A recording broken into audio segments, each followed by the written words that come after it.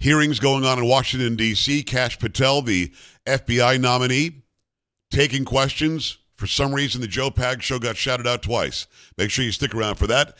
Also, we've got Tulsi Gabbard facing the panel. We've got our Robert F. Kennedy Jr. facing the panel. And, of course, we had that horrific mid-air collision last night in D.C. we'll get into as well. That is Sam. That is Polo. I am Joe Pags. Glad to have you here.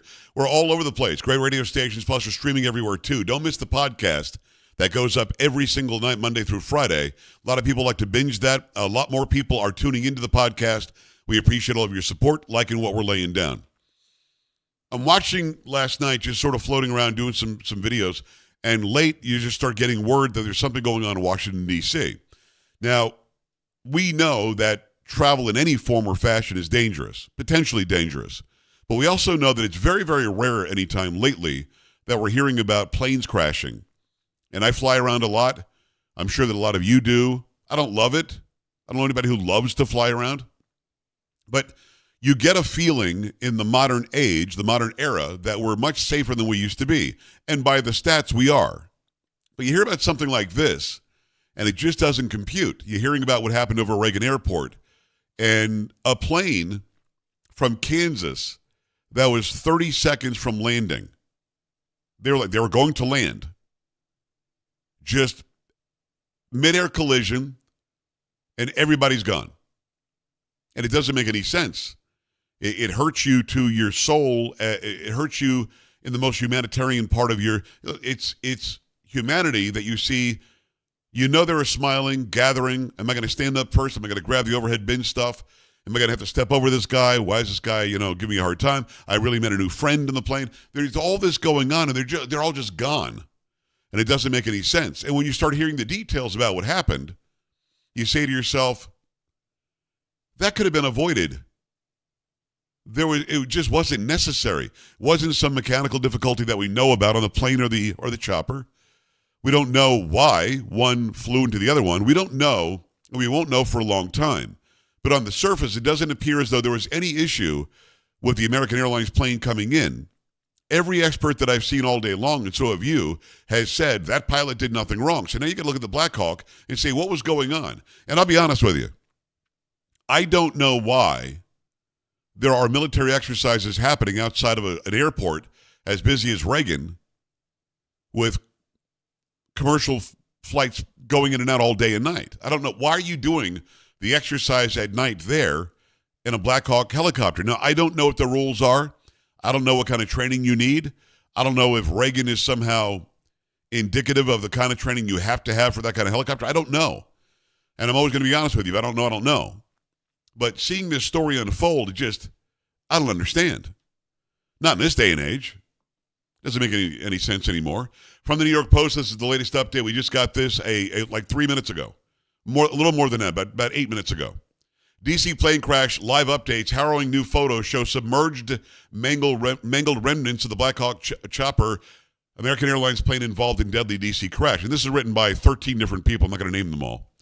President Trump confirmed Thursday, some would call that today, that there were no survivors after an American Airlines plane and an Army helicopter collided in the air over Washington, D.C. last night. The search and rescue operation became a recovery mission in the early morning hours, officials said.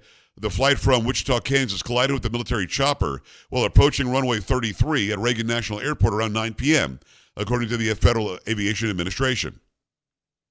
Emergency response units assessed the plane wreckage in the Potomac River near Ronald Reagan Washington Airport in January 30th, 2025, Arlington, Virginia. Then they've got a graph of exactly how it happened or what was going on, and also pictures of what the plane would have looked like and what the chopper would have looked like.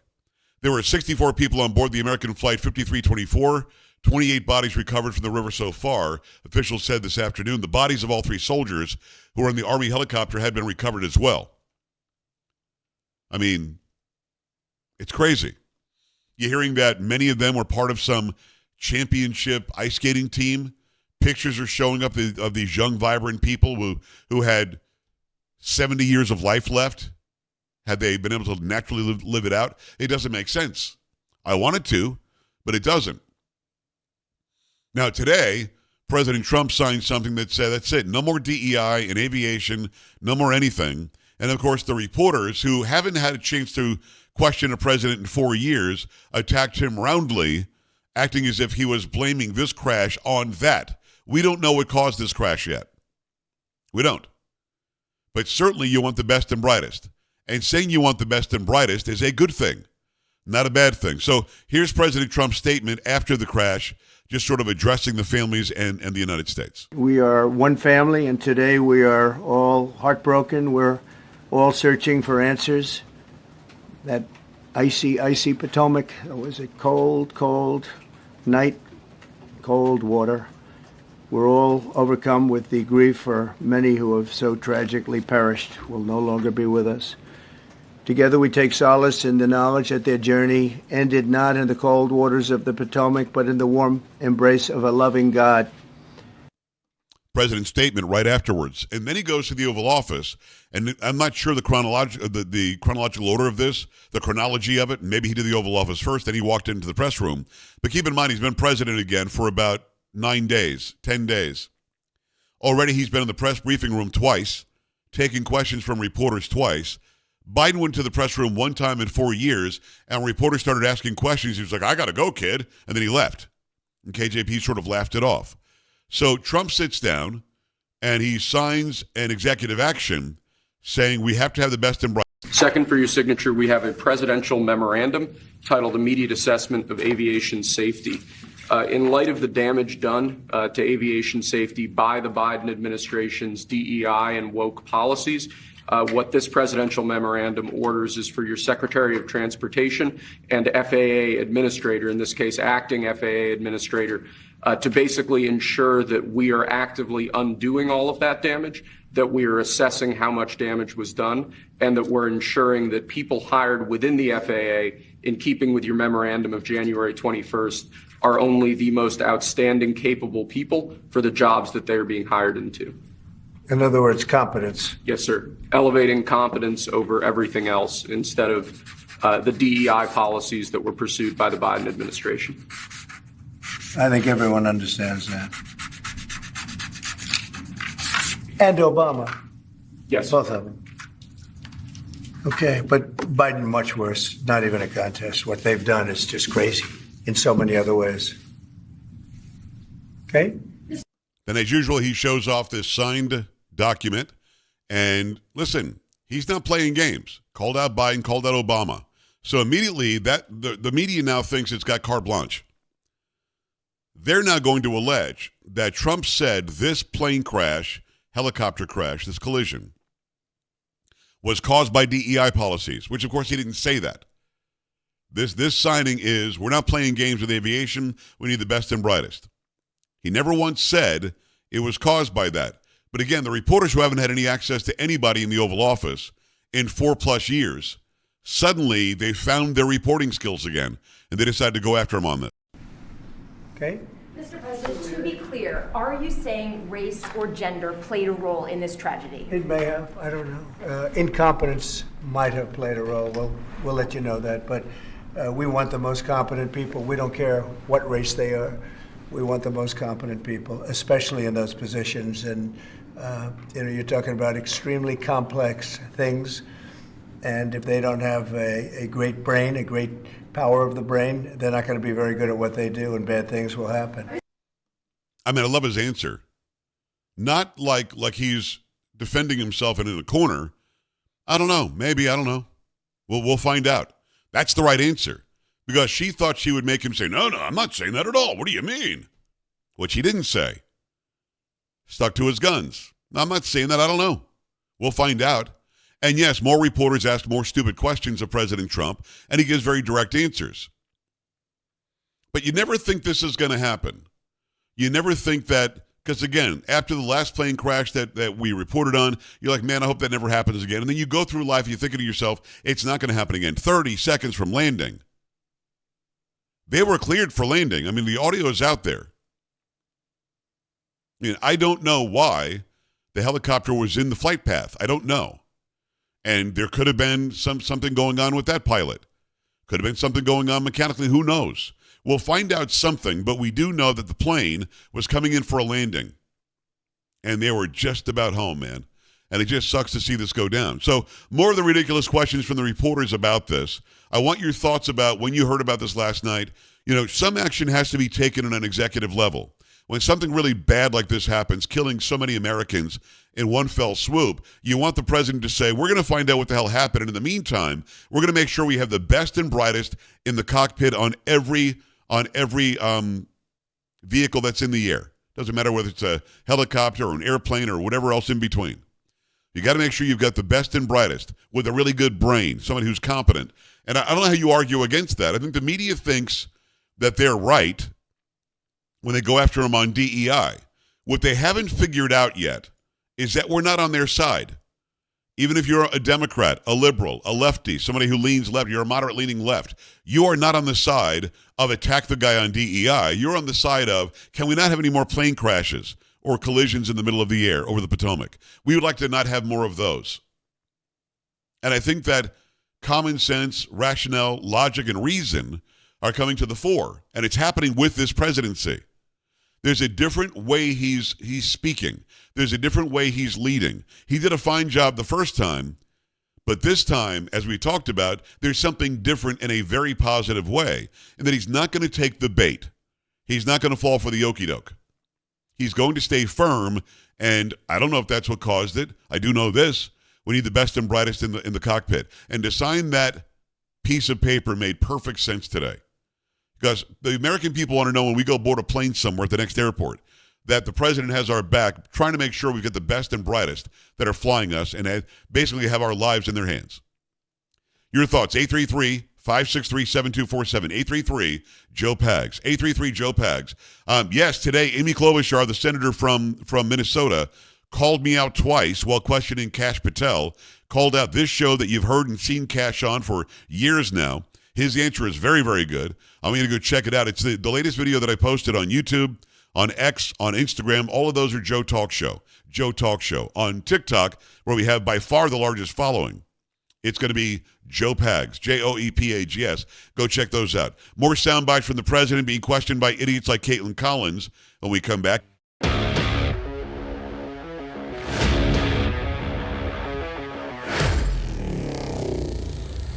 Hi, great to have you. Thanks. We'll keep you updated on all the information that comes in on that plane and helicopter collision over the Potomac River last night, going into Reagan Airport. And again, any audio that I've heard, the reports that I've seen is that the airplane did nothing wrong. They were going in for a landing. They were cleared to go in for the landing. I've also heard a lot, and I listened to it for a couple of hours last night, that Reagan was never meant to have this kind of traffic, but it's a convenient airport, and where it's located, people want to fly in there. So again, at the end of the day, you've got a situation where they could have been taking in more traffic than they should have. I certainly have a question, and it's a very direct question. Why are there military helicopters doing exercises anywhere near a flight path for a commuter jet? I don't get it. That doesn't make any sense to me. So President Trump signs that paperwork today. No DEI, just going to be meritocracy, the best and brightest only. Then he walks out, and he speaks in the press room again. This is the second time in the past, week and a half that he's been in. He's been in the press room answering questions. This is something he's very good at. He's very comfortable with doing that he did the first time. But I like how he's answering the questions better this time. And these reporters, let me just put it out there, should be embarrassed. We don't even yet know the names of the 67 people who were killed. And you are blaming Democrats and DEI policies and air traffic control and seemingly the member of the U.S. military who was flying that Blackhawk helicopter. Don't you think you're getting ahead of the investigation right now? No, I don't think. Caitlin Collins from CNN, who did not sit in that press room for 4 years, while either Jen Psaki or KJP was there taking the questions. And she literally just said that he's blaming Democrats and DEI. And then she says, don't you think you're getting ahead of it? We don't even know the names yet. She thinks she's right. She has no idea how wrong she is. It's embarrassing. I was a television news anchor, news director, managing editor for a long time. She could not have gotten a job at my shop. Not ever. Not asking questions like that. Look, you want to ask a question about his intention when signing that paper, or why do it today, maybe wait a little bit, maybe then let him answer that. You're blaming the Democrats and DEI, and it sounds like you're blaming the Army. What is she doing?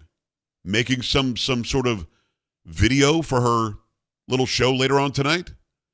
She should be embarrassed. The problem is she's not. So at all, I don't think were the names of the people. You mean the names of the people that are on the plane? You think that's going to make a difference? Does it comfort their families? They are a group of people that have lost their lives. If you want a list of the names, we can give you that. We'll be giving that very soon. We're in coordination with American Airlines. We're in coordination very strongly, obviously, with the military. But I think that's not a very smart question. But are you I'm surprised coming from you. I think it's not a very smart question. And I'm surprised coming from you.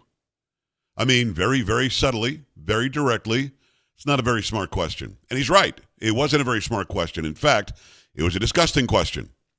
But that's who people like this are. She thinks she's got the moral high ground. I want you to understand, Caitlin Collins used to appear on Fox a lot. She used to work for the Daily Caller. She's not this leftist loon that she acts like she is now on CNN. Or maybe she was, and she was acting when she was with the Daily Caller. But this isn't going to prove anything. Because we, as Americans, are sick and tired of the complicit media. It's not like we forgot that just a couple of weeks ago, Joe Biden was the president, and you never asked him one question for 2 years other than, what kind of ice cream is that? And then Pete Hegseth walks out. He's the defense secretary to comment on what happened as well. Well, thank you, Mr. President. Again, I want to echo what the Transportation Secretary said about your leadership. From the moment we found out about this, we were in contact with the White House trying to determine exactly what happened. I would echo it as well. No excuses. We're going to get to the bottom of this. We first and foremost, from the Defense Department, want to pass our condolences to the 64 souls and their families that were affected by this. Never should happen. And certainly the 3 service members, the 3 soldiers, a young captain, staff sergeant, and CW2, Chief Warrant Officer, on a routine annual retraining of night flights on a standard corridor for a continuity of government mission. The military does dangerous things. It does routine things on the regular basis. Tragically, last night, a mistake was made. And I think the president is right. There was some sort of an elevation issue that we have immediately begun investigating at the DOD and Army level. Army CID is on the ground investigating. Top-tier aviation assets inside the DOD are investigating, sir, to get to the bottom of it so that it does not happen again, because it's absolutely unacceptable. But I want to echo what the Transportation Secretary and you, Mr. President, said, because it pertains to the DOD as well. We will have the best and brightest in every position possible. As you said in your inaugural, it is colorblind and merit-based. The best leaders possible, whether it's flying Blackhawks and flying airplanes, leading platoons, or in government. The era of DEI is gone at the Defense Department, and we need the best and brightest, whether it's in our air traffic control, or whether it's in our generals, or whether it's throughout government. So thank you for your leadership and courage on that, sir, and we'll stand by you on that. Thank you. 833-JOE-PAGS, 833-JOE-PAGS. We're back after this. Stay right here. This is the Joe Pags Show. And I will put that up against anybody. And there are talk show hosts out there, and there are podcasts out there that are absolutely dynamite. There's plenty of room for all of us. But I think we have our own special skills when it comes to breaking news and disseminating news. I feel very good about how we do it here on the Joe Pags Show. Going to bring you Kash Patel's opening statement in a moment. Remember, he's been nominated to be the FBI director for President Trump. Kash, of course, is a friend. He's been on this show a lot. I was called out my so-called podcast. Sam, it's a podcast now. It's a podcast now, I guess. And she messed it up a couple of times. I mean, instead of podcast, she called it something else. But either way, Amy Klobuchar and her staff, I guess, had to watch my shows or had to go listen to them and then transcribe it, because we don't transcribe it, and then question him about it. We're going to have that for you coming up. But I do want to bring you Kash's opening statement. We have Kash Patel in front of that panel today. We had Tulsi Gabbard in front of them as well, and also RFK Jr., who completely, again, annihilates Bernie Sanders. Annihilates Bernie Sanders, who is one of the biggest recipients of donations from pharmaceutical workers out of anybody on the planet. And he's trying to act like RFK. And at one point, Sam, did you notice where he calls him, "Come on, Bobby," or something like that? Oh, my gosh. And Really? then RFK Jr. says, "Well, Bernie." So, I mean, the whole thing, it's we're going to play all that for you, going to bring it all to you, give you some commentary as well. I certainly want to hear from you on this plane crash and this collision with the helicopter from last night. We will do that coming up. So I think a lot of people want to be heard on that. In fact, why don't we get those now, and then we'll get into Kash Patel and some of that stuff too. If you want to see where Klobuchar calls my show out and it's in the congressional record now. It's in the Senate record. Just go to TikTok. It's Joe Pags, Joepags. YouTube is Joe Talk Show. Instagram, Joe Talk Show. X, it's Joe Talk Show. Go check that out. We did get called out today. What's funny is a lot of people who watched the video didn't notice it, but it's the first thing she says when she starts talking in that one segment that we grabbed. So go check that out for sure. Let me go to Panama City Beach, Florida, and Paul. Paul, what's on your mind? Hi. Hey, Joe, thanks for having me on. Hey, You bet. I just wanted to let you know, used to live in Reston, Virginia, right along the Dulles Toll Road corridor, and I would see these Blackhawk flights every night right around the time of the crash, like clockwork, every business day between 9 and 9:15. One thing I noted was that the running lights weren't on, and I always thought that they were like VIP flights transporting folks, diplomatic maybe, from D.C. to Dulles, and now I hear that they're continuity of government flights, which makes perfect sense. So I thought that might be a causal factor for the American guy not being able to see and avoid if the Blackhawks running lights weren't on. No, I hear you, and that makes a lot of sense. But, Paul, it actually sounds like it was possibly the opposite, whereas the helicopter pilot was asked over and over, do you see the plane? And that's actually in the audio that we're getting from the air traffic controller. So, I mean, this is going to unfold. We're going to figure it out. Hegseth says a mistake was made. And for the defense secretary to say that, one would start assuming that it had to be on the chopper side. But I'm going to wait for the actual, final information to come in, all the evidence to come in. But that's what it sounds like. And again, by all accounts, the American Airlines flight was given the okay to come in and land, was 30 seconds away from landing, and then something got in the flight path, and we now know that it was a chopper. Now, we don't know exactly what went down until the final investigation, final information. But as information is trickling in, what I just said, it sounds like it's the opposite of what you said. Not that you were right or wrong, not that I'm right or wrong. We're just trying to piece it together, and I get that. But it sounds like the airplane had the okay to land and to be in that flight path. And it also sounds like the chopper pilot, who might have been on a different frequency, by the way, was asked, do you see the airplane? Or the commuter jet, something like that. Let me go to Bill, Wisconsin. Hi, Bill. Hey, Joe. Thanks for taking the call. You bet. Just a quick little science, if I may. Airliners always descend into the airport at a 3-degree glide path. Okay. What that means is for every mile from the runway, I'm 300 feet high. And so they're saying that they were all at 400 feet. So they're about 1.33 miles from the runway. Okay. And some people ask, well, why didn't the airline see them? Well, at 400 feet, I'm looking at the runway, looking at the gauge, looking at the runway. That's 20 seconds I'm landing. Yes. They weren't looking for traffic, nor should they have to. And so the real question is, why for the FAA would have to approve the flight path of the helicopter to fly on a 1-mile final of a major airport. That's an FAA. They have to approve that procedure. Now, whether the ATC guys, threw a little curveball in or whatever, they were following the mandate by the Fed. And that's what has to happen, and that's what happened. Instead of just telling the helicopter, hey, fly down the river 2 miles, the airlines will be 600 feet above you, life is good. Well, let me stop you there because it raises a question in my mind. It sounds like you're a pilot. I'm assuming you're a pilot, yes? Yep, I retired from the airline. Okay, so let me ask you, when you're given the okay to land, is it incumbent upon you whatsoever to look for a Blackhawk chopper? I wouldn't think so. Well, there's two different approaches. There's an instrument approach. Normally when the weather's bad, you're just relying on instruments to get to the runway. Yeah. If you say, hey, we got the airport in sight, ATC can say, hey, you're clear for the visual approach.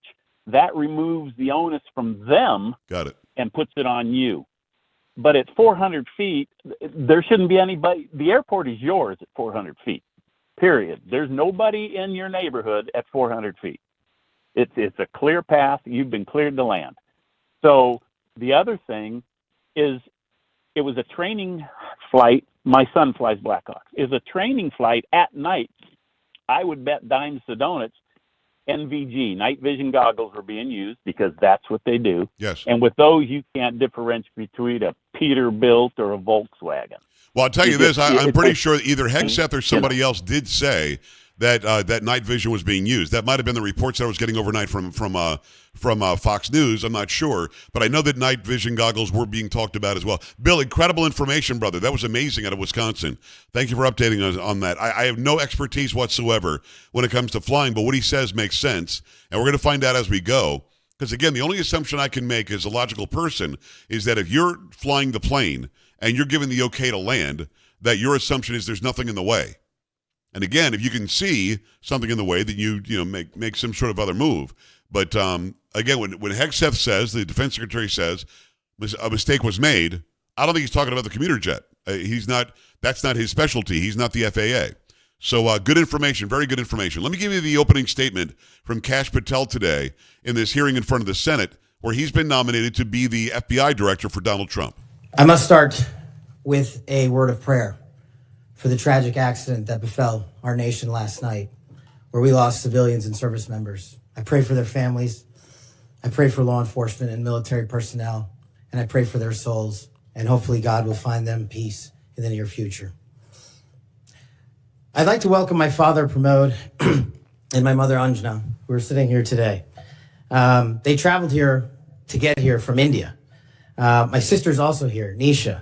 She also traversed the oceans just to be with me here today. It means the world that you guys are here. Jesse Krishna. I wouldn't be here today without their guidance, their unwavering support, and their relentless love. When President Trump informed me of his intention to nominate me as the director of the FBI, I was deeply honored. Sitting here today, I carry not only the dreams of my parents, but also the hopes of millions of Americans who stand for justice, fairness, and the rule of law. My commitment to these principles is deeply rooted in my family's history, which has profoundly shaped my worldview. My father fled Idi Amin's genocidal dictatorship in Uganda, where 300,000 men, women, and children were killed based on their ethnicity, just because they happen to look like me. My mother is originally from Tanzania. She studied in India, as did my dad, and they were married there. They would later emigrate to New York, as the senator pointed out, where I was born, and we were raised in a household of my father's 7 siblings, their spouses, and at least half a dozen children. That's the only way we knew how to do things at the time, in the 70s and 80s, the Indian way. But we would soon learn the American way. These values have shaped and been the driving force of my career in 16 years of government service. Protecting the rights of the Constitution is of the utmost importance to me and has been every single time I've taken that oath of office. The recent terrorist attacks in New Orleans tragically claimed the lives of 14 innocent Americans and serve as a stark reminder that our national security is at threat, both internally and externally. The FBI, the Federal Bureau of Investigation, and the Department of Justice, where I served, play a pivotal role in securing our freedoms and our safeties for American citizens. If confirmed as the next FBI director, I will remain focused on the FBI's core mission. That is to investigate fully wherever there is a constitutional factual basis to do so, and to never make a prosecutorial decision that is solely the providence of the Department of Justice and the Attorney General. For the first 8 years after law school, I served as a public defender, first for Miami-Dade County and later for the Southern District of Florida. During that time, I represented some pretty awful human beings charged with some pretty heinous crimes. But what I learned there was the core value that has been enshrined in me since, that due process must be provided without bias to all Americans. And if we cannot provide due process to the worst, then there can be no due process for anyone, and our constitutional republic fails. But I battled on that hill for that due process. I would later serve in the Obama Justice Department as a terrorism prosecutor in the National Security Division, where we successfully contributed to the prosecutions of terrorist organizations like Al-Qaeda, Al-Shabaab, and others. I was honored to receive the 2017 Assistant Attorney General's Award from Loretta Lynch for my work in helping the Ugandans bring members of Al-Shabaab to justice for murdering 74 innocent people, including an American. I would also receive the Human Intelligence Award from the intelligence community for related work on that mission.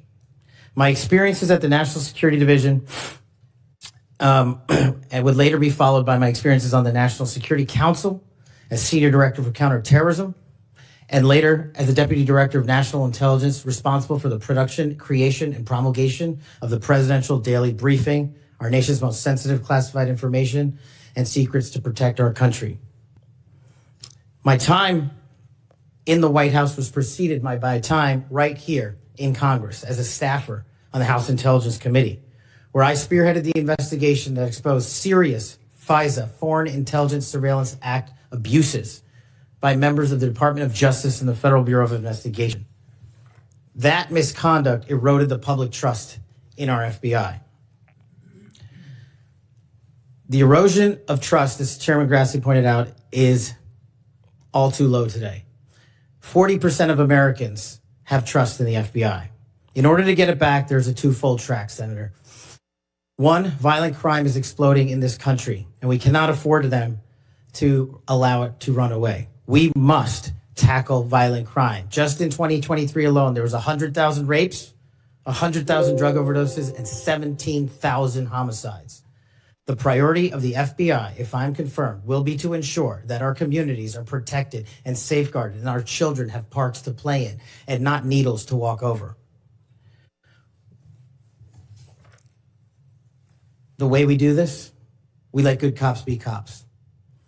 We let law enforcement and we provide them with the tools necessary and resources they need to get after violent crime. The second way we do this on equal track is aggressive constitutional oversight from Congress. The public trust can only be restored if there is full transparency, and I am committed to that full transparency. Members of Congress have unfortunately submitted hundreds of questions that have been unanswered by the FBI in recent times. That will not occur if I am confirmed. All appropriate requests for information will be responded to expeditiously and fully. I'm committed to working alongside the dedicated men and women of the FBI. They are warriors of justice, and I will always have their backs because they have the backs of the American people. I look forward to answering your questions, and I want to take a moment to thank my family, my friends, people who traveled here, and my entire team that has made this day possible. God bless America, and I look forward to your questions. Kash Patel, he has been nominated by President Trump to be the FBI director. And wouldn't it be nice to have an FBI director that actually thinks that he works for the American people, that actually thinks that he works for cutting down on crime? And I don't care who you are, if you're trying to make the point that Kash Patel is somehow not qualified, I mean, get your brain checked. He just went through a litany of what he's accomplished, how he was proud to be a part of this during the Obama this, how Loretta Lynch gave him an award for this other thing over there. You can't say that he's this hyper-partisan. He's a hyper-truth teller. He's a guy who just wants the truth to be told, and he's willing to go to the mat to tell that truth. Now, a couple of times, Amy Klobuchar, the senator from Minnesota, brought my show up and brought me up to Kash Patel, and his answers are pretty good. You got to stick around for that. Plus, there's a back and forth with Adam Schiff, where Schiff just can't stop saying the word we. Sammy can't stop saying we. We. What, were you French? I had to.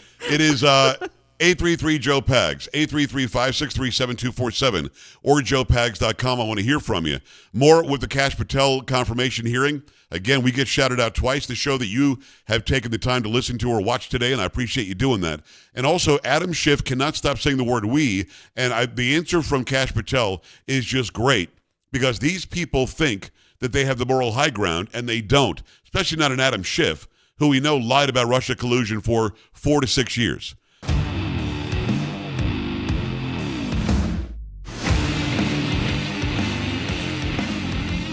So I'm sitting around minding my own business today, and I start getting texts, and people are Xing me or posting or tweeting me. Can you really not say Twitter anymore? You can't say tweet. Either way. Hey, you got a shout out. I'm like, who's shouting me out? And Kash is being questioned by the panel. Amy Klobuchar is on there, who's an absolute fool from Minnesota. And those of you in Minnesota, you know that I'm right. I mean, this is the person that at 6 a.m. was drinking a beer at the state fair. She's a very odd person. Either way, she brings up the Joe Pags podcast, whatever that is. Now, I am posting something over on YouTube every night where I'm taking the first hour and encapsulating it and putting it up as a podcast. But this is literally from my radio show or from my television, whatever you want to call it. But she calls it the Joe Pags podcast, and it just cracked me up because she and her staff had to sit there and listen to my show. I think that's awesome. So what we have is Amy Klobuchar questioning Kash Patel about things I talked to him about. There are two instances. I'll play both of those instances when we come back. So don't miss any of that. Going to be very, very interesting. Plus, Adam Schiff makes it look, it's like I didn't want him to be the senator, but I'm kind of glad he is because the guy is so good at making a fool of himself. He gets so hung up on a very small word, 2 letters, 1 syllable. He keeps saying it. At one point, he says, we. I'm like, what are you talking about? The Joe Pags Show, getting it done. Glad to have you here. That's Sam. That is Polo. And I am Joe Pags. In fact, I am the Joe Pags that is in the Senate record. Right, Sam? Oh, you know it. We're already in the White House record because we went there and interviewed President Trump in 2017. And I remember we had like a small board with us, like a mixing board, an audio board. And some guy came out. He's like, where can I plug this in? I said, get away from my board. Do you remember that? I think I'm using that board right now, actually. I'm like, yeah, exactly right. I was like, well, you don't get to touch my equipment. He said, no, we need this for the permanent record. I said, oh, like 200 years from now, they're going to hear my dumb voice talking to President Trump? Yes. Okay. So we're now in the Senate record as well. And I was getting texts today. I was getting X messages, getting all sorts of stuff. Hey, you got a shout out. I'm not going to get a shout out. Then I thought to myself, ooh, Kash Patel is the one who's being questioned. And some of these people are dumb enough to think they can use what he said on my show somehow against him. So Amy Klobuchar, who's one of the senators from Minnesota, I don't know why. Please do better, Minnesota. But she's one of the senators. She's on this panel and decides to call him out for something he said on my show. And he's not going to play the game. And as much as I think this is cool that I get the shout out, but first of all, she calls it the podcast, which is fine, whatever. But I actually like the Adam Schiff thing with Kash Patel even better. I made a video out of both of these. One is Schiff, who can't stop saying the word we, and then the other one is Amy Klobuchar bringing up my show and questioning Kash Patel about it. So here's the first one. You were asked about the police officers in the Capitol who testified in the January 6 hearings, and you accused them of lying. Is that correct or not correct? I don't think that's accurate. Okay, Joe Pags podcast, March 2024. We'll put it on the record. I just think it's hilarious that she had to watch my show and I had to have somebody in the office write it down. He says, I don't think that's correct. Now, I'm not going to cue it up. I don't remember what he said in March of 23, but Kash and I have had a lot of different conversations. But I thought it was pretty cool. He's like, nah, I don't think that's correct. Well, what's she going to do? And then she puts it into the record. I'm like, go Kash. He's like, I'm having my boy Joe Pags in the record. Sam, it's probably what he said.